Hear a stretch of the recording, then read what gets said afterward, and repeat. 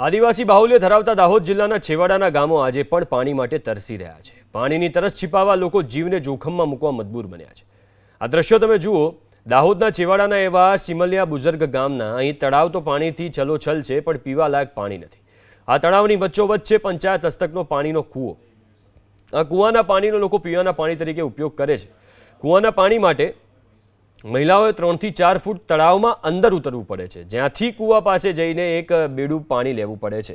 જો અહીં જરા પણ ચૂક થઈ એટલે સીધું જીવનું જોખમ। અહીં સરકારની નલ સે જલ યોજના અંતર્ગત મોટાભાગના ઘરોમાં નળ તો લગાવી દેવાયા, પણ પાણી નથી આવતું। તો કેટલાક ઠેકાણે કાગળ પર નળ કનેક્શન પહોંચી ગયા છે, જ્યારે વાસ્તવિક સ્થળ પર તપાસ કરાય તો સમ ખાવા પૂરતી પણ કાર્યવાહી કરાઈ નથી। હાલ તો સિમલિયા બુઝુર્ગ ગામની મહિલાઓ દરરોજ જીવના જોખમે તળાવમાં ઉતરીને તરસ छिपाવવા મજબૂર બની છે।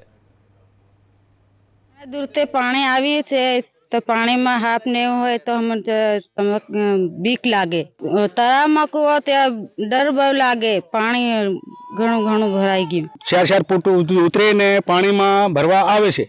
1 किलो थी 2 किलोमीटर सुधी दूर छे।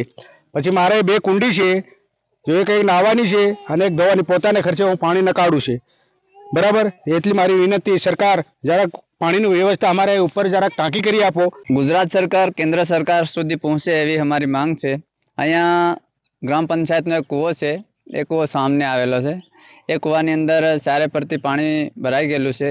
एनी अंदर नाना नाना भूलकाओ सवार सांज पाणी भरवा आवे छे। एक भूलकું अंदर पाणी लईने आवतुं हतुं ने अंदर पड़ी गयुं तो एने पाणी पीवाई गयुं हतुं। अहींयाथी हमारी अवाज कोई सुनતું નથી।